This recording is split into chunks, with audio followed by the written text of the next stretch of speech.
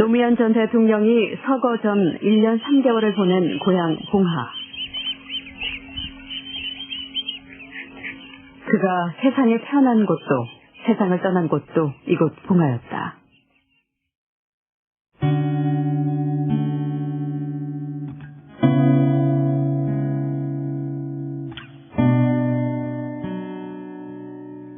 그동안 공개되지 않았던 서재엔 아직도 그의 흔적이 생생히 남아있다.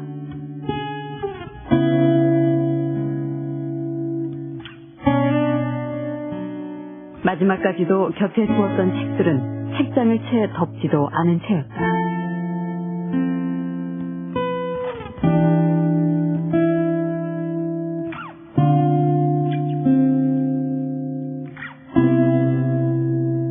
지금도 그쪽 회의실 지나치다 보면 꼭 거기 앉아 계신 것 같아요. 앉아 계시고. 금방이라도 그 담배 하나 달라고 전화가 올 것 같고 이야기를 하실 것 같고.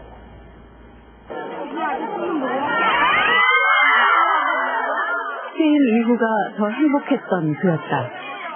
대통령 할 때는 요걸 짜다가 했었으니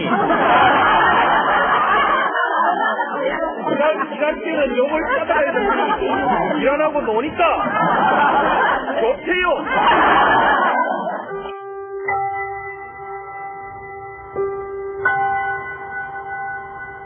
그리고 그의 마지막 산책, 이른 새벽의 양복 차림이었다. 놓을 수가 없다. 놓으면 자꾸 이제 가슴이 조여오고 숨을 쉴 수가 없고 그러는데 싶더라고요. 왜 저 생각을 못했을까 내가. 정수왕 무슨 소리야. 그럴 리가 없어. 절대 아니야. 하지만 그것이 마지막이었다.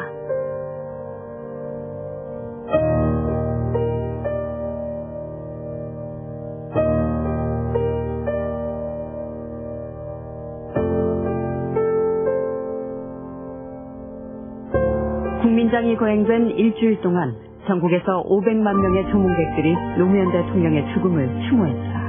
대통령의 눈높이는 국민 여러분의 눈높이와 같은 곳에 있게 될 것입니다. 남대문 시장에, 자갈시 시장에, 동성로에, 은행동에, 금남로에 찾아가서 서민 여러분과 소식감 한 잔을 함께 기울일 줄 아는 따뜻한 대통령이 되고자 합니다. 대한민국 대통령이었던 5년. 그리고 스스로 선택한 죽음. 그 사이에 노무현이라는 사람이 있다.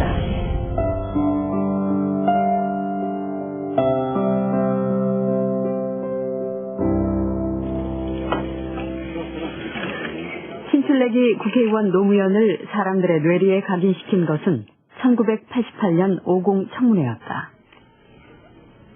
공직자 윤리에 속하는 윤리에 해당되는 공직자의 업무에 관한 것도 기본적인 것은 취급하시죠. 예. 그런데 정치자금법만 모릅니까?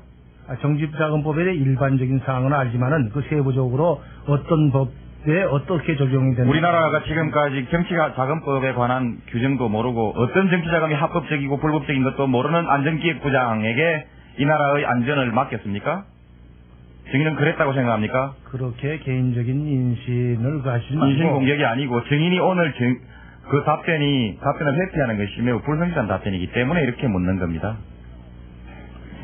정경련은 법률이나 금융정책이나 도시정책 또는 토지정책 등에 있어서 상당한 영향력 행사를 위해서 정부나 의회나 정당을 상대로 교섭을 하고 있는 것은 사실입니까? 아직까지는 우리나라 의회 정치가 제대로 안 됐기 때문에 주로 정부를 상대로 했습니다. 정부를 주로 상대했습니다. 네. 그거야 그렇죠. 칼자루를 정부가 오로지 쥐고 있고 의회 이거야 뭐 바지저고리였으니까요. 여지껏 그랬습니다. 거침없는 그의 논리는 하루아침에 그를 청문회 스타로 만들었다. 그런 국민의 비난은 누가 책임집니까? 아니, 본인은 아직까지 풀리지 않은 거기 엄청나게 남아있습니다. 질문하에 어디 가다 보면 학교 창문 넘어서 초등학생들이나 중고생들도 손 드는 모습이 들어가시 많이 봤습니다. 그때 정치인들의 이게 벌써 언제입니까? 거의 20년 전 이야기인데 그때 국회의원들에게 그런 반응을 보기 굉장히 어려웠었어요. 그래서 항상 모시고 같이 일하고 다니는 것이 굉장히 즐거웠죠. 예. 그리고 이제 과거에 힘 좀 있다고 모든 걸 자기 임의로 다 숨겨놓고 밝혀주지 않던 것을 국민들에게 이제 다 밝힐 수 있어서 여러 가지 시행착오가 있음에도 불구하고 긍정적이라고 생각하고. 하지만 정치 신인의 기대와는 달리 파행으로 끝나고만 오공청문회.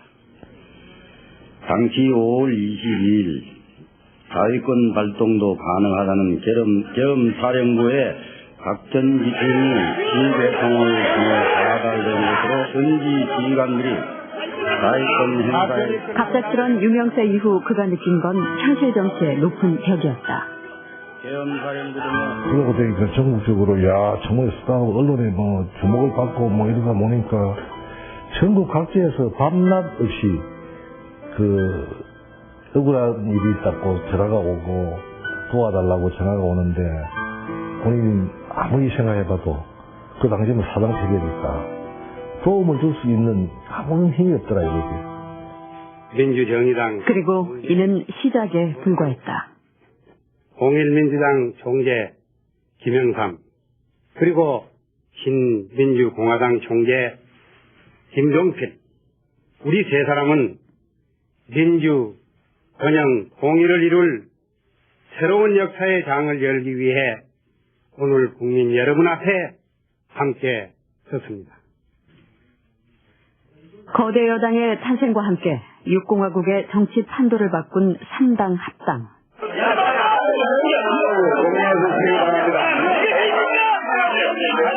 노무현은 결단을 내려야만 했다.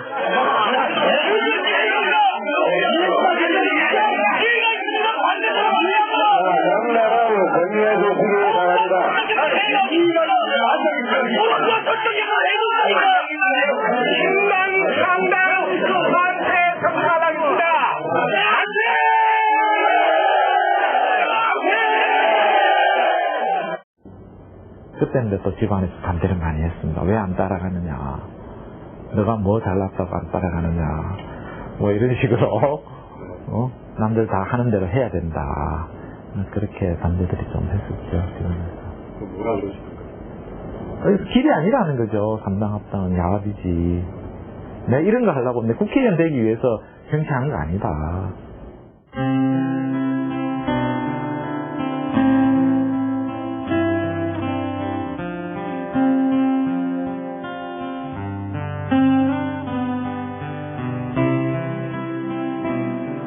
정치인 노무현의 어린 시절은 가난함에 대한 기억뿐이었다. 농사일로 5남매를 키우며 먹고 살기도 어려운 집안 형편. 학비를 못 내 중학교 땐 1년간 학교를 쉬어야만 했던 막내 아들. 공부를 곧잘 하는 걸로 자존심을 지켜낼 뿐이었다. 도시락도 없이 살면서 점심시간에 나가서 수도꼭지 털고 물 마시고 배부르다 하고 이빨을 쑤시는 사람. 대학은 꿈도 꾸지 못한 채 상고에 진학해 부산 유학을 시작했다. 조금의 이제 여유라기보다는 좀 굉장히 괜찮으면은 자취방으로 진진했고, 그러지 못할 때는 학교에서 잠을 잔다든지, 안 그러면 어떤 상점에 가서 이제 이 저녁에 야간 근무, 잠만 자는 거 있죠? 지키는 건데, 그런 생활도 오래 했죠. 예, 그랬습니다. 상고 진학 자체가 집안 형편 때문에 장학금이 있었거든요. 근데 그리고 나서 사법고시로 또 이제 다시 돌아서신 그 이유는 무엇인지요? 근데 어릴 때부터 형님이 그 사법시험, 그땐 고등고시였습니다. 준비를 하고 있었고요. 그런 게 영향을 많이 받았을 겁니다. 그리고 시골에 그 당시는 다양한 직업에 대한 그 전망을 몰랐습니다. 그렇죠. 단지 그냥 관리가 되는 게 제일 출세하는 줄 알았죠. 그렇게 고졸로 고시에 도전해서 9년 만에 합격했다. 학벌도 돈도 가진 거라고는 없던 청년 노무현에게 출세는 절실했다. 짧은 판사 생활 후 그는 변호사로 개업해 승승장구한다. 그 당시 이제 노 변호사님은 말하자면 이제 일반적 변호사로서 유능하고, 그 다음에 사건 많고, 그 다음에 승률 높고, 그리고 또 수익도 많고, 말하자면 이제 일반적으로 조금 성공한 변호사였어요. 부산 바닷가에 넓은 아파트도 사고 취미 생활도 즐길 수 있게 되었다. 그 당시 88 올림픽을 서울에서 여는 걸로 확정이 됐는데 올림픽에 한번 나가고 싶다는 겁니다. 아니, 어떤 종목이라도 다 들여다봤는데 예선이 있어갖고 또 기준 이게 있어갖고 안 된대요. 근데 요트는 가능하다는 거예요. 이 개최국이기 때문에. 그래서 이제 자기는 요트를 한다는 거고, 실제로 그래갖고 일본까지 건너가갖고 요트 스쿨까지 나오고 그랬어요. 어렵게 이뤄낸 안정된 생활을 뒤바꾼 건 그가 불임 사건의 변론을 맡으면서였다.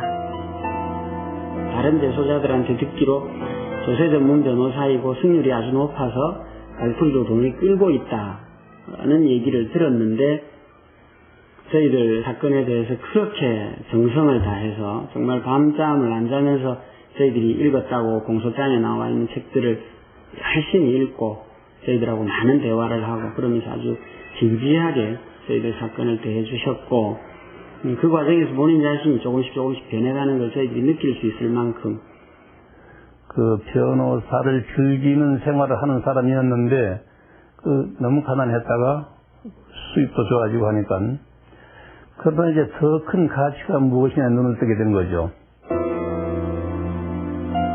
당신은 제5공화국 초기 시국 사건의 변론을 맡고 민주화 운동에 뛰어들며 노무현은 인권 변호사로 변신한다. 너무 충격적이잖아요. 우리가 무슨 변호사하고 헌법이 어떻고 무슨 법이 어떻고 하는 얘기가 너무나 무색하고, 나중에 보니까 이제 나도 제법 구호도 외치고 시위도 하고 이래 하더라고요. 근데 하루는 어느 날 우리 그 건여사께서 전화가 왔더라고, 저한테. 전화가 와가지고 요즘 그 건호 아빠가 무슨 일을 하고 다니는지 모르겠는데 막 행사들도 찾아오고 이 정보계통에서도 자꾸 찾아오는데 빨리 많이 모르겠다, 이게. 여사님께서는 초기에는 부부싸움도 많이 하셨어요. 이해가 안 되는 거죠. 잘 나가던 우리 남편이 왜 저럴까. 꼭 저렇게까지 안 해도 되는데. 전직 의원과 인권 변호사로 활동한 경력은 뜻밖의 노무현에게 정계 입문의 기회를 만들어준다. 약 300여 명이 자리를 13대 총선을 앞두고 있는 시점. 통일민주당 김영삼 총재의 제안이었다. 그러니까 전화가 왔는데 제야 인사 중에서 4사람을 추천해 달라는 거예요. 네가 좀 해보면 좋겠다. 그러니까 제가 국회의원 될 생각은 없지만은 선거운동을 해보셨으면 되는 거라 됐다 그런 말이지. 그러니까 이제 하지만 노무현은 자신이 살고 있는 남구가 아니라 아무 연고도 없는 부산 동구에서 허삼수 의원에게 도전하길 원했다. 허삼수가 그 당시 최고의 실세니까, 야, 그거 힘들지 않나. 그러니까 그 대답이, 야, 어차피 붙으려고 그러면 이 정권의 그 군사정권 최고 실세하고 내가 한방 선거를 내가 해야지. 그 다음에 인권 변호사답게 그렇게 임했죠. 선거운동 방식도, 그 다음에 유세 내용도 철저하게 그런 방향으로 임했죠. 어찌 보면 되게 아마추어적인 선거를 했다고도 볼 수 있는데, 그런데 그걸 통해서 말하자면 이제 민심이 지지가 올라가고 하는 것이 눈에 보일 정도였어요. 생각지 못한 결과였다. 정치 초년생 인권 변호사가 집권 여당의 허삼수 현역 의원을 제치고 국회의원에 당선된 것이다. 예상했죠. 그거 뭐, 그냥 허삼수 깬다는 거는 전국적인 관리사였지, 그 당시에.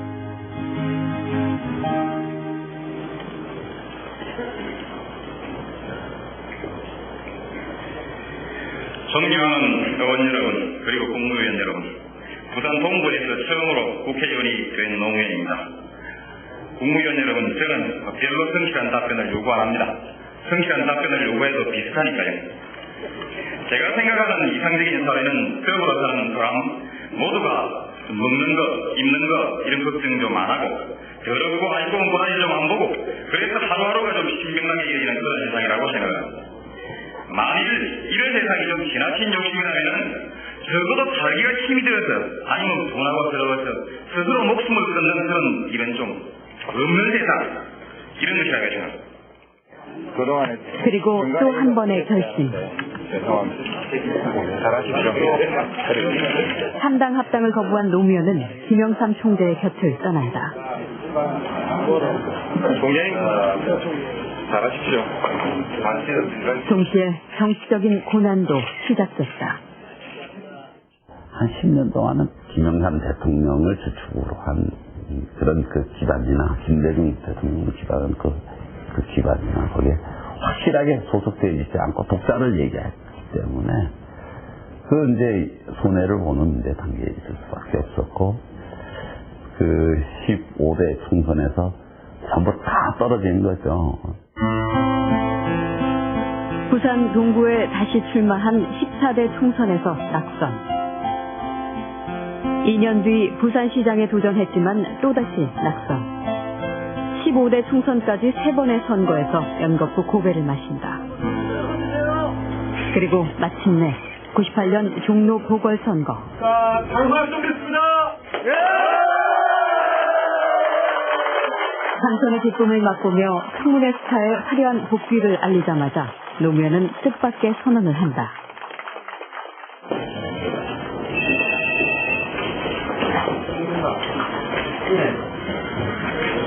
저는 오늘 여러분 앞에서 16대 총선에서 영남, 특히 그 중에서 부산 경남 지역에서 출마 결심을 발표드립니다. 그리하여 우리 시대 최대 과제인 지역 갈등을 해소하고 동서 통합과 화해를 이루려고 합니다. 왜 이러실까? 그날 저녁에 소주를 한잔 먹고 집에 들어가는 중에 대문 앞에서 제가 울었어요. 너무 힘들고 대통령 마시는 게 너무 이해가 안 되고 거기 밤에 찾아가가지고 아니 나는 이제 상식적인 사람이니까 이게 말이 되느냐 거기 가면 될 줄 아느냐. 당시 김대중 정부의 여당 소속이었던 노무현에게 부산행은 누가 봐도 승산 없는 싸움이었다. 피하고 싶었지. 그러나 2000년 4.15 총선 때도 부산에 내려갈 이유가 없는 상황이었지만 그것이 내 몫이라고 생각하고 내려갔기 때문에 열심히 선거에 임했고 기죽지 않고 열심히 임했고. 낙선과 오랜 야인 생활에 지친 가족들도 부산행을 반대했지만 그는 고집을 꺾지 않았다. 저는 사실은 이번에는 내려가는 게 아니고 이번에는 한 번만 더 종로서 하고 싶었어요. 종로서 한 번만 더 우리 자리를 좀 만들어 가지고 그 다음에는 이제 부산 갔으면 했어요. 그만 떨어졌으면 좋겠다라는 생각을 했어요. 그리고 종로 보궐선거 되시고 나니까 너무너무 기쁘더라고요. 부산을 가신다고 하시니까 정말 솔직히 굉장히 저는 불안했었거든요. 근데 선거운동을 하면서 선거운동도 재밌었어요. 왜냐면 될 것 같은 선거였거든요.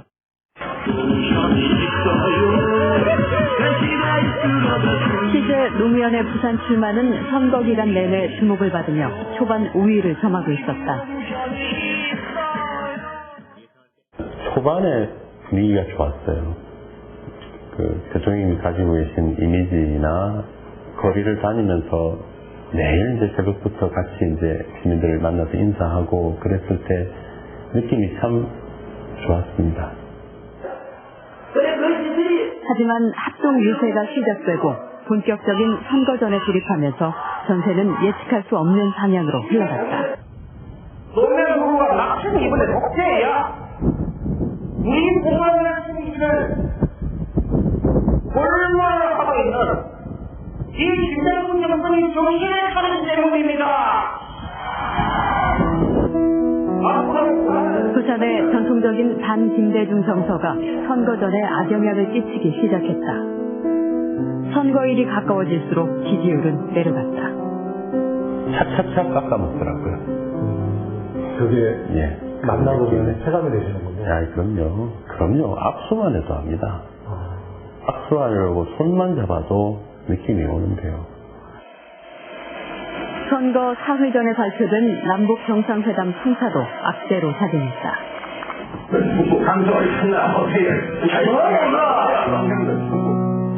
결과는 낙선.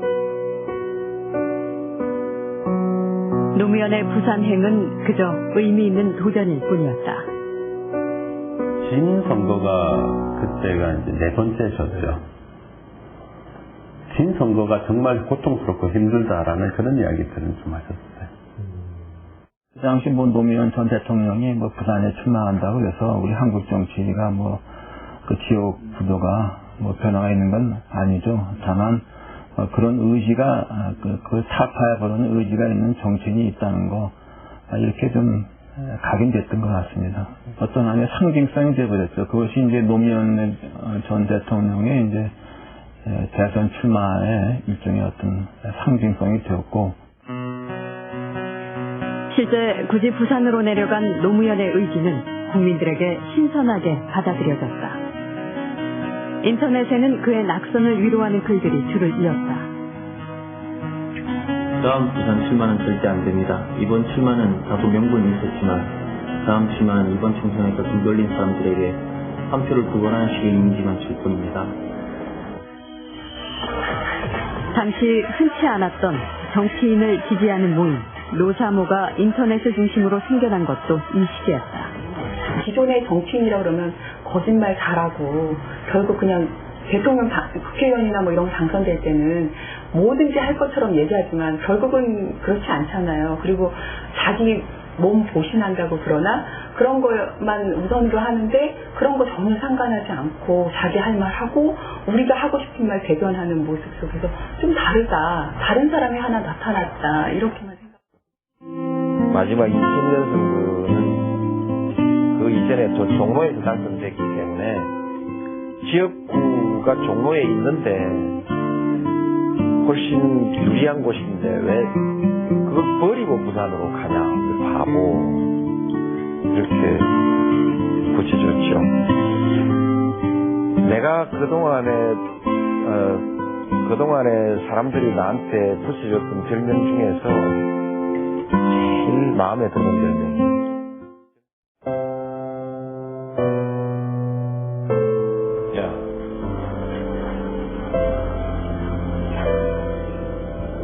그때 대시금통 나누어주고 거두고 돈 보내고 학교버스 보내고 그랬던 사람들이 지금 내가 하는 것을 보고 어떻게 평가하고 있을까?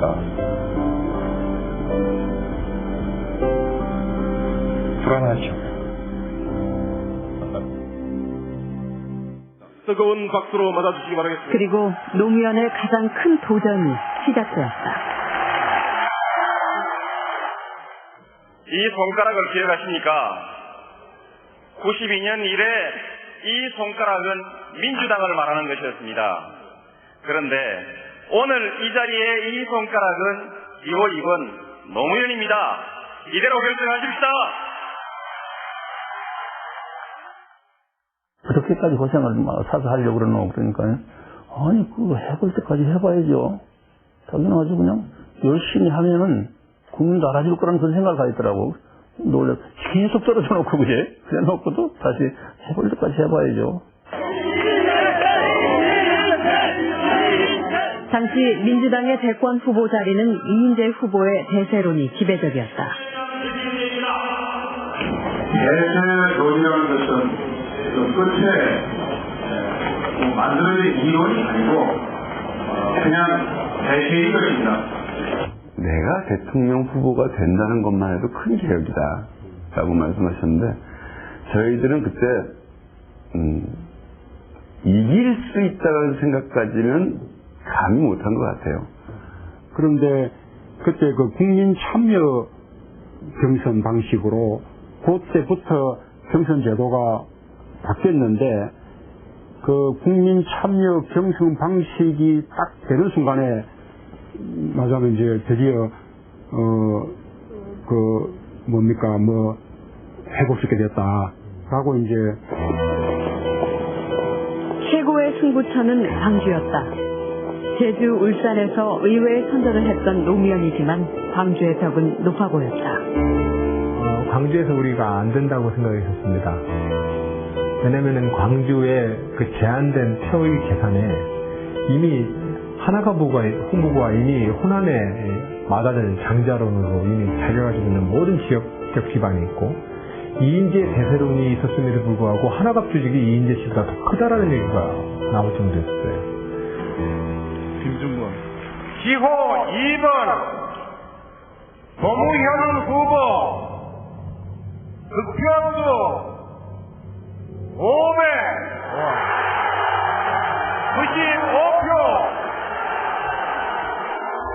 네, 광주 득표 현황이 나오고 있습니다. 예상을 깨고 노무현 후보가 595표로 1위를 차지했습니다. 37.9%의 득표율입니다. 2위는 이인재 후보 491표.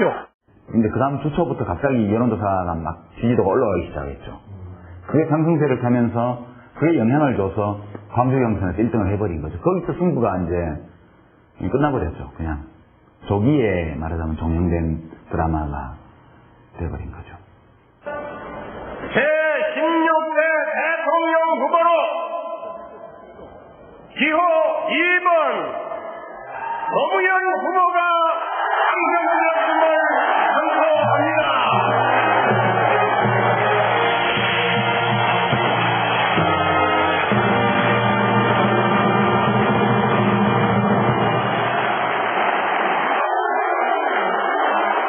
하지만 경선에서의 승리는 또 다른 고비의 시작이었다.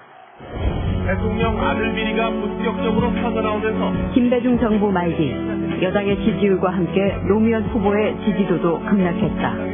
민주당 내부에서는 후보 교체론까지 일었다. 참 어려워요. 반대가 많은 결혼이나 똑같은 겁니다. 아무도 노무현 후보 앞에 계보원 의원 한 명도 없었던 그 경선에서 후보가 됐다는 건 아무도 환영해주지 않는 집에 시집간 거나 똑같습니다. 대통령 선거가 가까울수록 이회창 후보 대세론이 거세게 몰아치던 상황.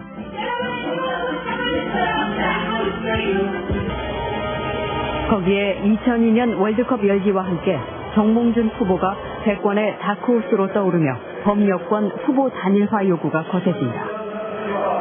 정몽준 의원이 가세한 4자 대결에서는 이회창 29.2, 정몽준 27.8, 노무현 18.3, 권영길 2.6%로 이회창 후보의 지지율이 가장 높았습니다. 이회창 씨가 40%를 넘어가면 어떤 경우에도 나는 대통령이 될 수 없잖아요. 이길 수가 없잖아요. 이길 확률이 0%. 단일화를 하면 단일 후보가 될 확률이 50%. 그럼 본선에서 이길 확률은 거의 100%다. 그러니까 단일화를 하면 50% 확률로 이제 대통령이 될 수도 있고 단일화를 안 하면 대통령이 될 확률이 0%니까 0%보다는 50%가 낫잖아요. 그래서 하기로 했습니다. 그러시더라고요. 그래서 두 후보가 지금 단일화 방식에 합의한 뒤에 서로 호응하는 장면이 나오고 있습니다. 정치에 관한 한 현실적 타협을 거부해왔던 노무현의 행보에 있어 후보 단일화는 절박하고도 파격적인 선택이었다. 후보님께 속상한 말씀을 드렸어요.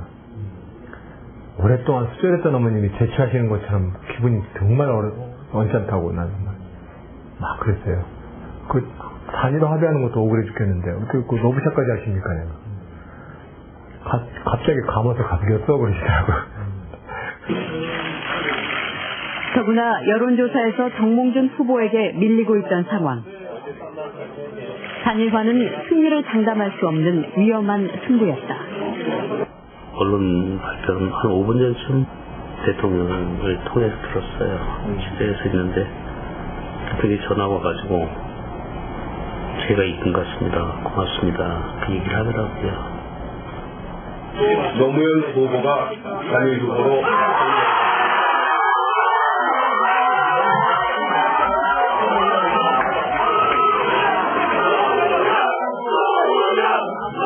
경선에 이어 단일화에서도 예상을 깬 극적인 승리로 지지율을 반등시킨 노무현 후보.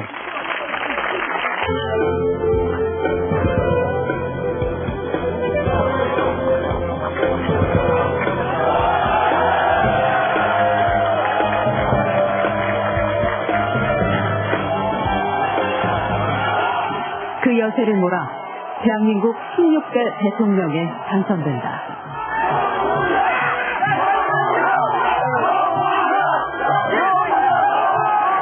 네 번의 패배가 가져다준 승리였다.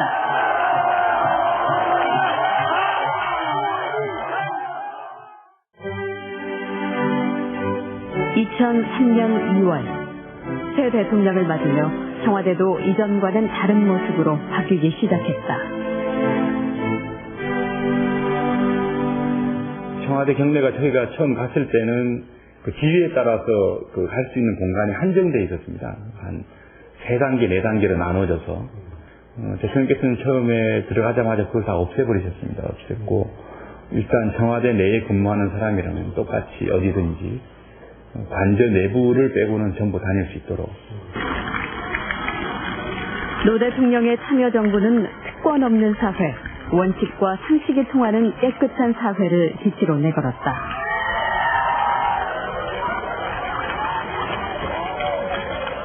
대통령은 권위주의 청산을 위해 스스로 권위를 내려놓았다. 예. 비켜라, 선생님 좀. 오늘 대통령까지 만났으니까 입장료 2배네. 저한테서 형님, 왜 대통령 하려고 그러냐. 그러니까 자기가 딱 하는 선뜻하는 이야기가 진짜 이웃집 아저씨 같은 대통령. 그걸 꼭 하고 싶다. 심지어 무슨 행사를 하는데 무슨 대통령한테 와서 대통령 담배를 얻어가서 피우는 사람도 있었으니까요. 네, 그러니까 그런 거에 대한 이 고려의식이라는 이런 건 참 없는 분이셨죠. 그리고 그래서 보기 따라서는 우리나라 대통령직이 너무 수직적인 그 위치에 있거나 아니면 내가 너무 수평적 인간이어서 우리나라 대통령직에 좀 안 맞았거나 어쨌든 간에 그 점이 제일 힘든 대목이었습니다. 그래도 수평적인 대통령에게 재임 5년은 순탄치 않았다. 탄핵 사태의 빌미가 됐던 발언. 그렇게 생각합니다. 그리고 대통령이 뭘 잘해서 열린우리당에 펴줄 수 있는 일이 있으면 정말 합법적인 모든 것을 다 하고 싶습니다.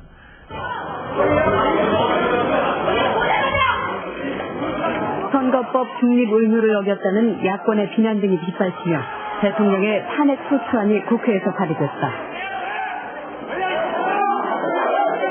취임 1년 만에 일이었다.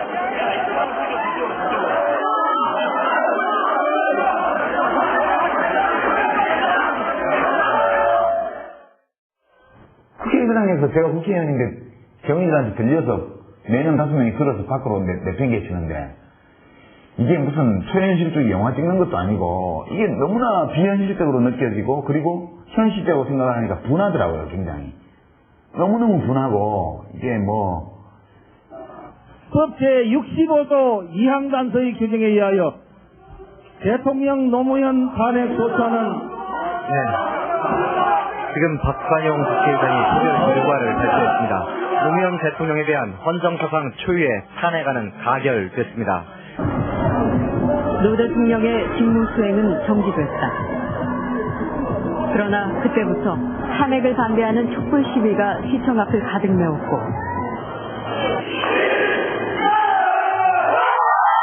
탄핵 송국이 표심을 가른 총선에서 국민들은 여당의 과반 의석을 몰아줬다. 2달 후 헌법재판소에서는 탄핵 기각 판결이 내려진다. 탄핵 결정이 필요한 재판관은 정족 수에 이르지 못하였으므로 이를 기각하기로 하여 주민과 같이 결정합니다. 대통령까지 됐으니까 비록 오해를 받고 다소 타박을 듣는다 할지라도 적어도 역사적 관점에서 이 시기에서 이 정부가 해야 될 몫은 소신껏 하는 것이 맞지 않겠습니까? 사립학교법중 개정 법률안을 상정합니다. 어렵게 국정 주도권을 쥐었지만 개정안을 사학법, 국가보안법, 과거사법 등 주요 정책은 강행할수록 국회에서 표류했고 부동산과 교육 등 민생 현안들도 나아질 기미를 보이지 않았다.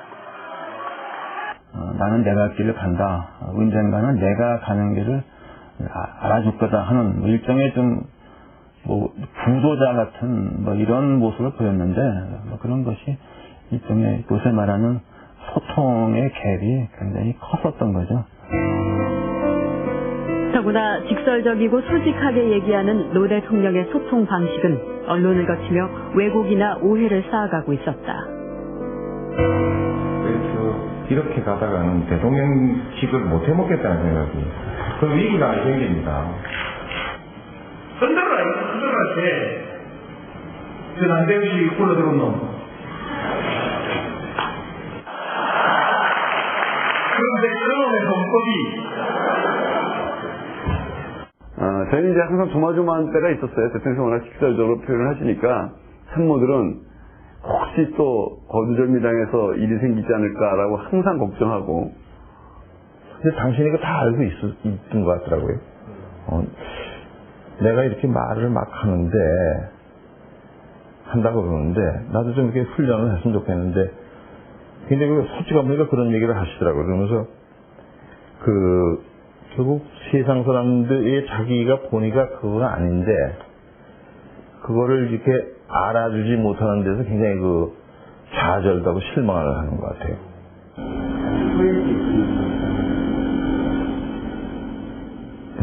별로 없습니다. 결국 선거제도도 고치질 못했고 또 헌법도 고치질 못했고 대연정도 하질 못했고 그리고 이제 열린우리당마저 마침내 깨져버렸으니까 내가 가장 중요하게 생각했던 정치적 목표를 이루지를 못한 것이죠. 그 점에 대해서 저는 숨기지 않고 좌절이라고 얘기를 합니다. 좌절했다. 퇴임을 2달여 앞둔 어느 날. 야, 이리로 바로 가라고. 야, 햇살이 아침에 색깔이 있어. 지금 뒷모습이 아름다운 대통령 찍고 있잖아. 대통령이라는 직업이 주는 외로움. 재임 말기에 노 대통령도 그로부터 자유롭지 못했다. 5년 내 고립해서 격리돼서 살았는데 5년 내내 격리돼서 살았는데 나가서도 물리적인 장벽은 없는데 여전히 격리될 것만 같은 그런 불안감 이런 것이 있죠.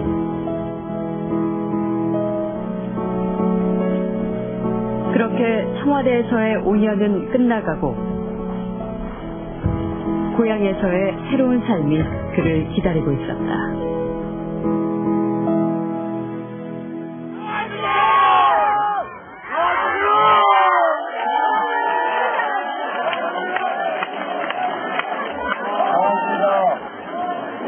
안녕하세요.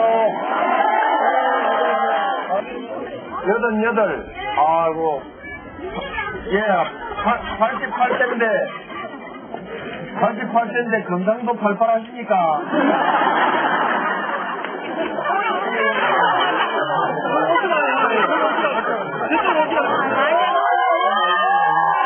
오늘 가다가 말고 우리 기능방에서 오늘 홍보로 가야 되는데 일로 왔습니다 지금.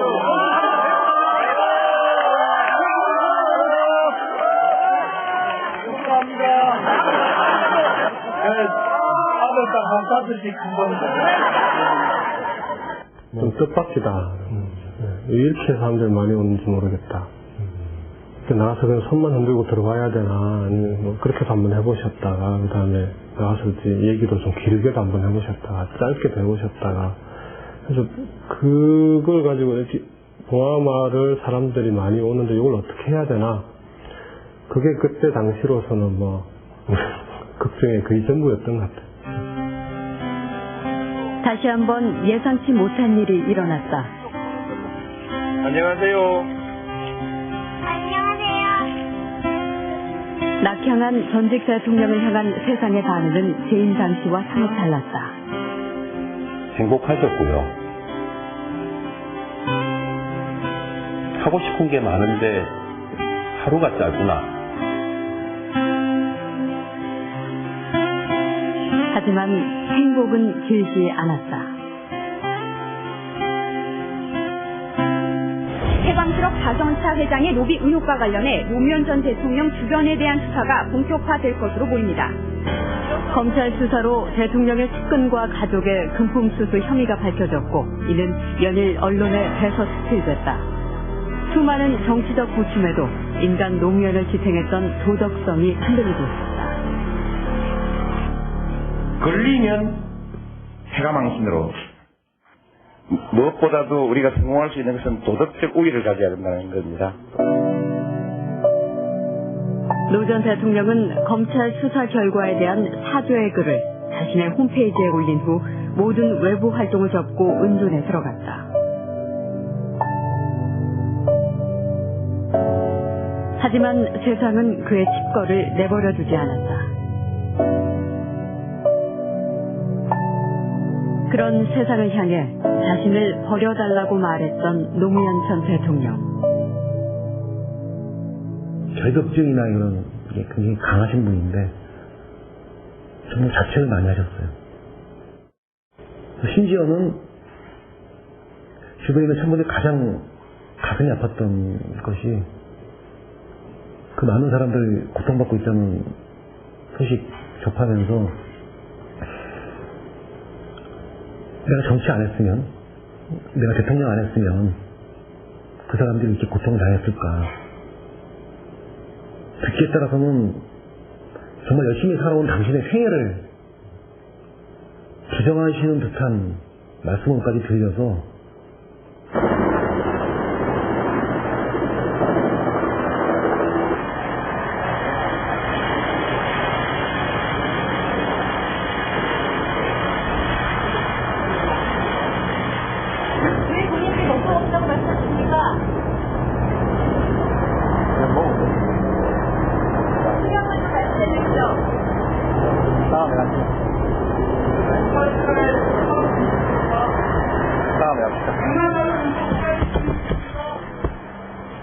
그리고 4월 30일 공개석상에서 그를 볼 수 있었던 마지막 날이었다.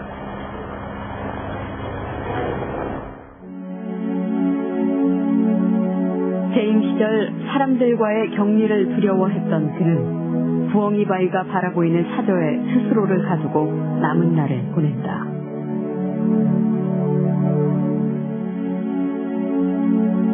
좀 안쓰럽고 죄송스러운 거는 보통 이제 무슨 분부가 있으면 비서관을 통해서 하시는데 직접 전화를 한번 하셨더라고요. 그래서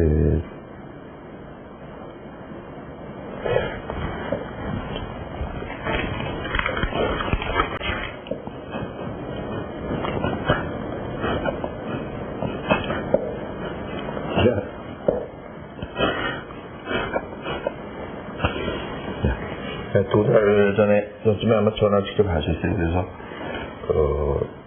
건강보다 하여튼 요새 잠을 잘 못 잔다. 그래서 누울 수가 없다. 누우면 자꾸 이렇게 가슴이 조여오고 숨을 쉴 수가 없고 그러는데. 그리고 5월 23일 새벽 그는 조용히 사절을 나섰다. 평소와 다름없는 걸음걸이였다. 대통령이 자파를 두드리는 소리가 나서 컴퓨터 하시는구나 이렇게 생각을 하고 좀 있으니까 이제 인터폰으로 산책 갈 거라 라고 하셨어요. 그래서 여사님도 같이 따라 나설까 말까 이런 잠자리에서 이렇게 고민하는 차에 쓱 나가버리셨다는 말입니다. 그래서 그때 같이 못 따라 나간 것을 굉장히 후회하고 계시죠. 친구들과 뛰놀던 어린 시절의 추억이 어린 부엉이 바위. 그는 그곳을 선택했다.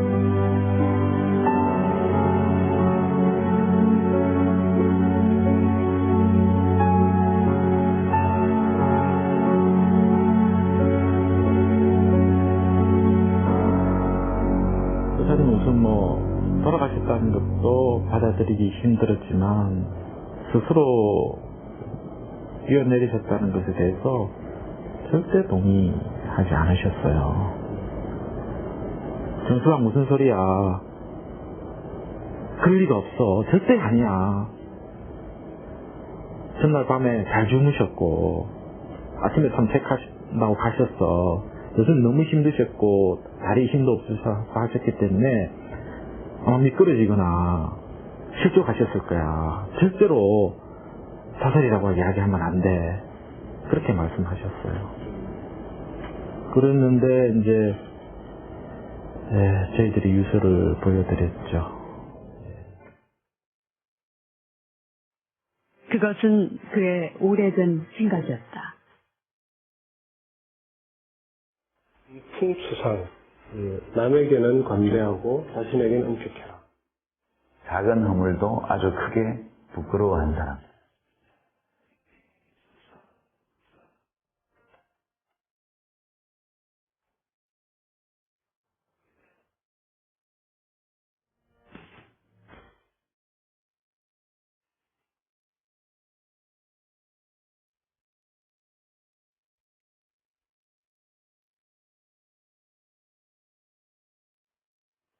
그리하여 우리 아이들에게는 정의가 승리한다는 역사를 물려줍시다.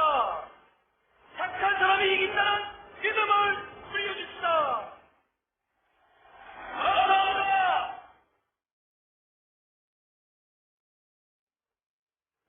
할아버지가 나이는 좀 많아도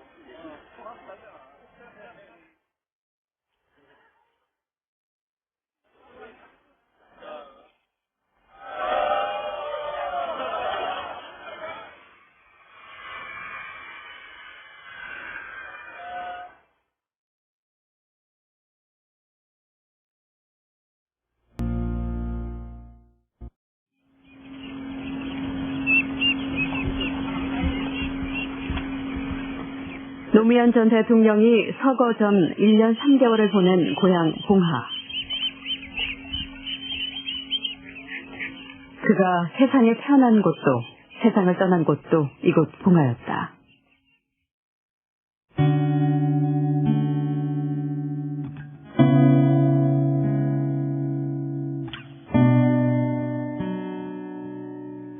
그동안 공개되지 않았던 서재엔 아직도 그의 흔적이 생생히 남아있다.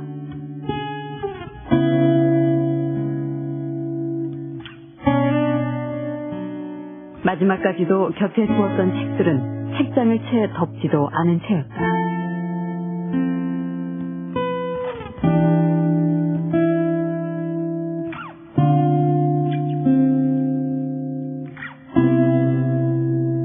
지금도 그쪽 회의실 지나치다 보면 꼭 거기 앉아 계신 것 같아요. 앉아 계시고.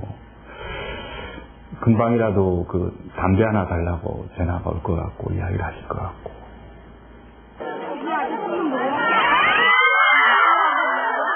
퇴임 이후가 더 행복했던 그였다. 대통령 할 때는 욕을 짜더라 했더니 일할 때는 욕을 짜더라 했더니 일하고 노니까 좋대요.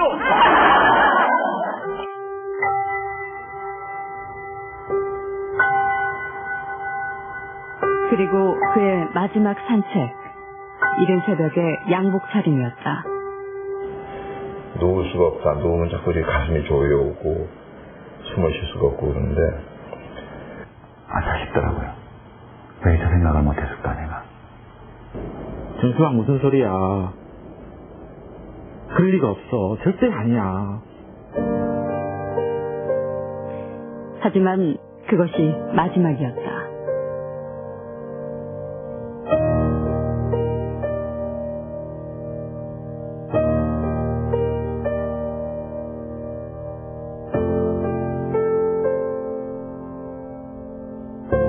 국민장이 거행된 일주일 동안 전국에서 500만 명의 조문객들이 노무현 대통령의 죽음을 추모했다. 대통령의 눈높이는 국민 여러분의 눈높이와 같은 곳에 있게 될 것입니다. 남대문 시장에, 자갈시 시장에, 동성로에, 은행동에, 금남로에 찾아가서 서민 여러분과 소주잔 한 잔을 함께 기울일 줄 아는 따뜻한 대통령이 되고자 합니다. 대한민국 대통령이었던 5년. 그리고 스스로 선택한 죽음. 그 사이에 노무현이라는 사람이 있다.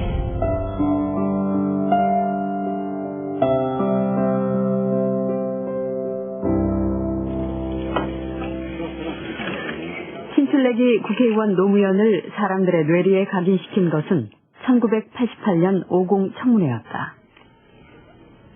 공직자 윤리에 속하는 윤리에 해당되는 공직자의 업무에 관한 것도 기본적인 것은 취급하시죠. 예. 그런데 정치자금법만 모릅니까?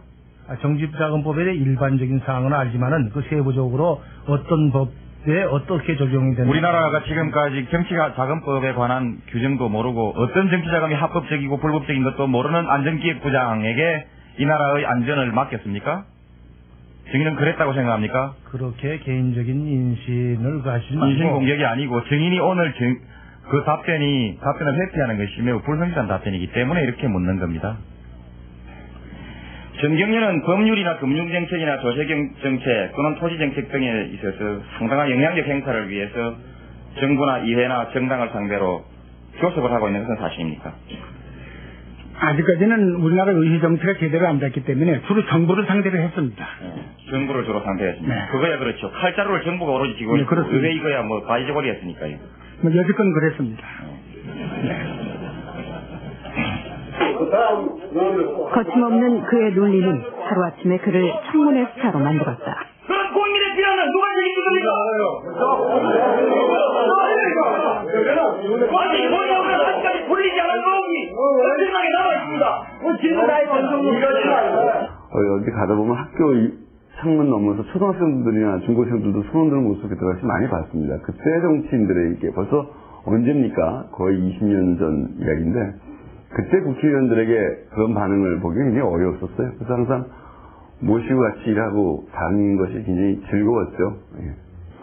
그리고 이제 과거에 힘이 좀 있다고 모든 걸 자기 임의로 다 숨겨놓고 밝혀주지 않던 것을 국민들에게 이제 다 밝힐 수 있어서 여러 가지 시행착오가 있음에도 불구하고 긍정적이라고 생각하고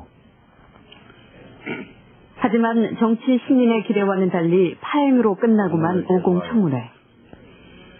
당시 5월 22일 자위권 발동도 가능하다는 계엄사령부의 박전지청이 신대통을 통해 가달된 것으로 현지 지휘관들이 자위권 행사에 갑작스런 유명세 이후 그가 느낀 건 현실 정치의 높은 벽이었다.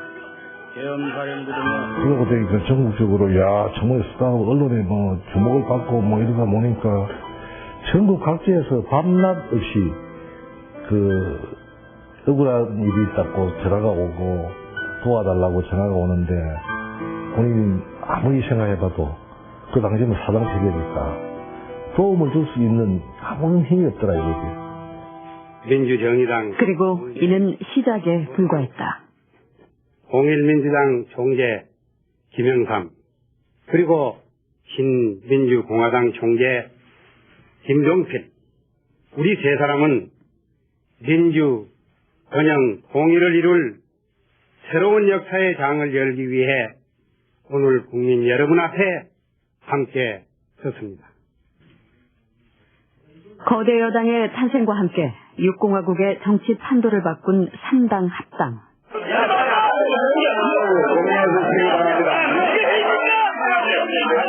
노무현은 결단을 내려야만 했다.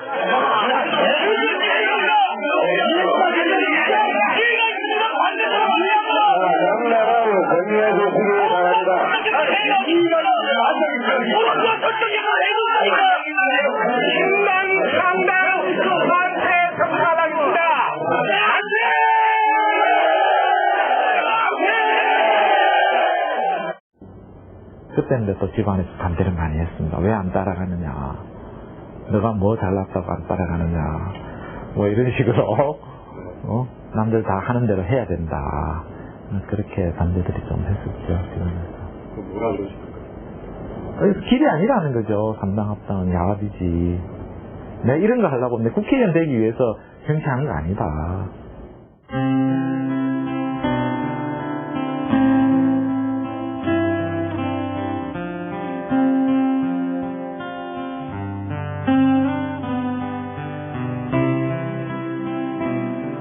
정치인 노무현의 어린 시절은 가난함에 대한 기억뿐이었다. 농사일로 5남매를 키우며 먹고 살기도 어려운 집안 형편.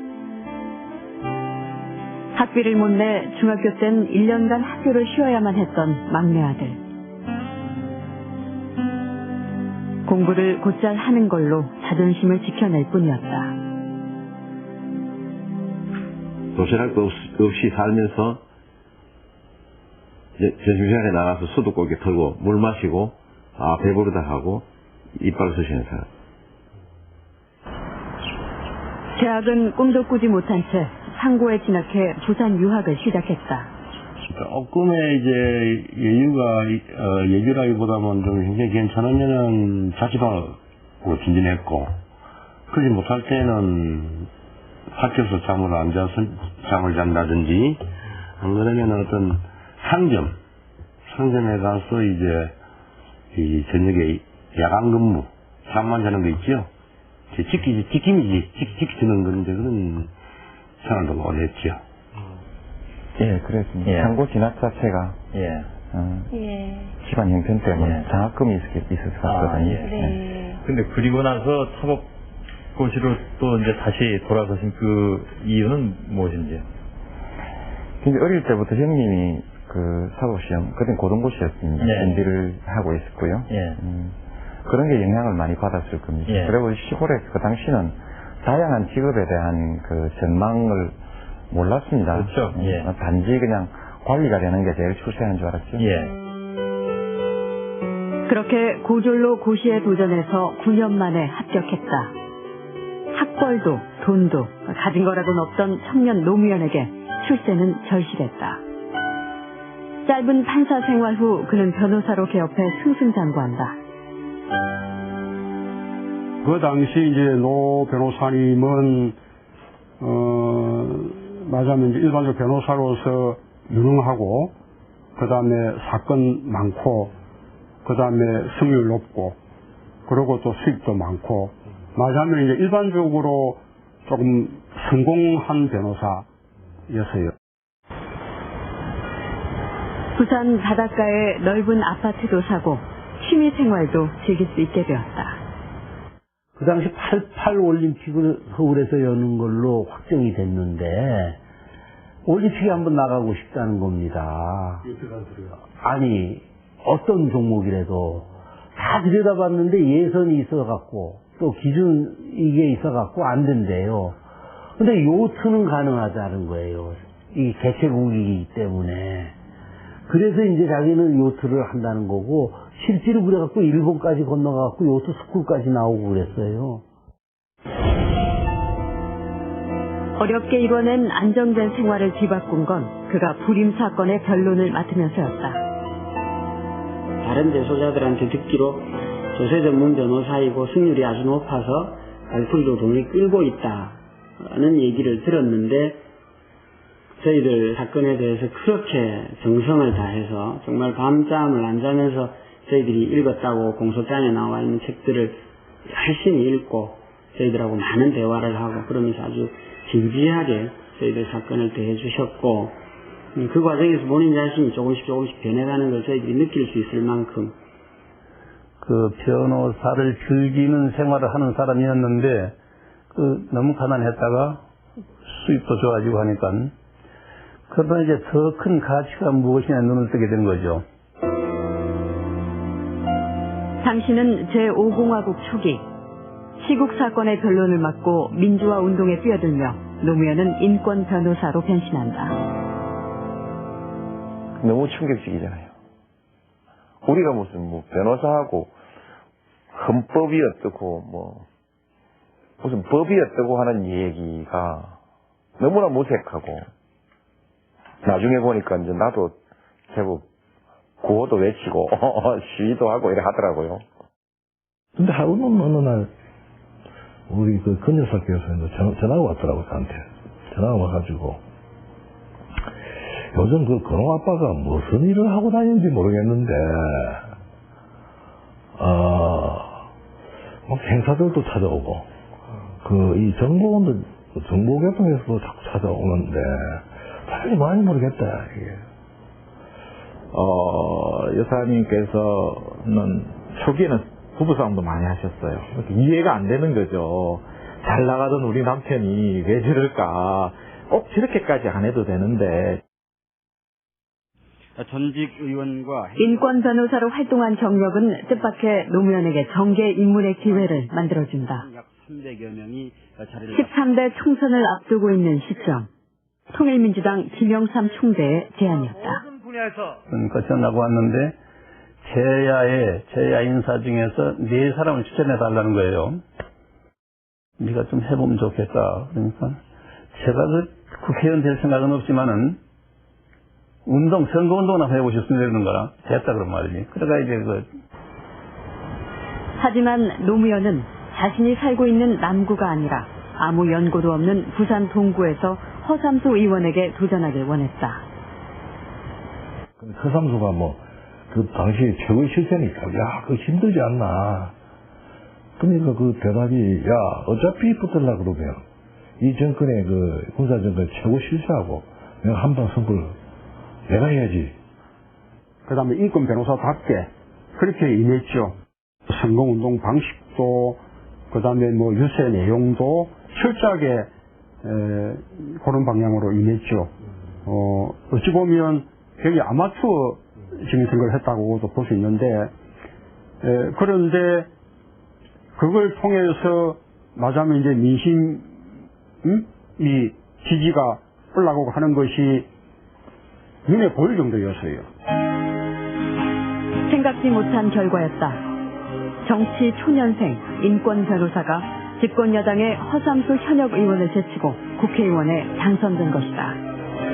예상 있죠. 그냥 허삼수 깬다는 거는 전국적인 가시사였지 그 당시에.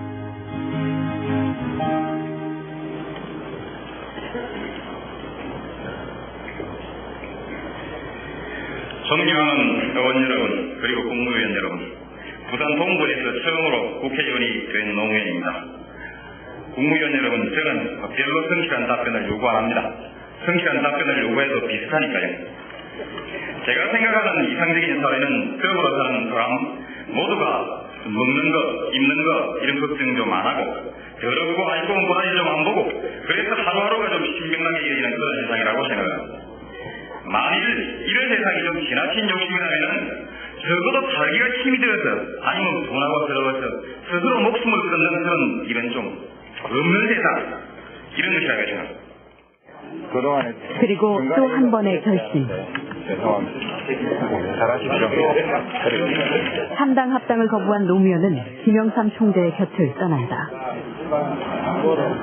총장님, 잘하십시오. 동시에 정치적인 고난도 시작됐다. 한 10년 동안은 김영삼 대통령을 주축으로 한 그런 그 기반이나 김대중 대통령 기반은 그 기반이나 거기에 확실하게 소속되어 있지 않고 독자를 얘기했기 때문에 그 이제 손해를 보는 이제 단계에 있을 수밖에 없었고 그 15대 총선에서 전부 다 떨어진 거죠. 부산 동구에 다시 출마한 14대 총선에서 낙선. 2년 뒤 부산시장에 도전했지만 또다시 낙선. 15대 총선까지 3번의 선거에서 연거푸 고배를 마신다. 그리고 마침내 98년 종로 보궐선거. 자, 당선 준비했습니다.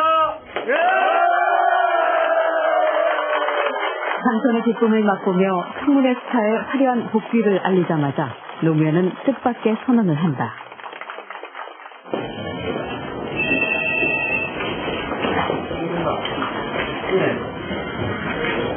오늘 여러분 앞에서 16대 총선에서 영남, 특히 그 중에서 부산 경남 지역에서 출마 결심을 발표드립니다.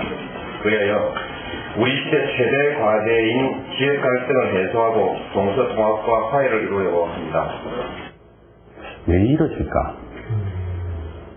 그날 저녁에 소주를 한 잔 먹고 집에 들어가는 중에 대문 앞에서 제가 울었어요. 아, 너무 힘들고 대통령 마시는 게 너무 이해가 안 되고 거기 밤에 찾아가가지고 아니 나는 이제 상식적인 사람이니까 이게 말이 되느냐 거기 가면 될 줄 아느냐. 당시 김대중 정부의 여당 소속이었던 노무현에게 부산행은 누가 봐도 승산 없는 싸움이었다. 피하고 싶었지. 그러나 2000년 4.15 총선 때도 부산에 내려갈 이유가 없는 상황이었지만 그것이 내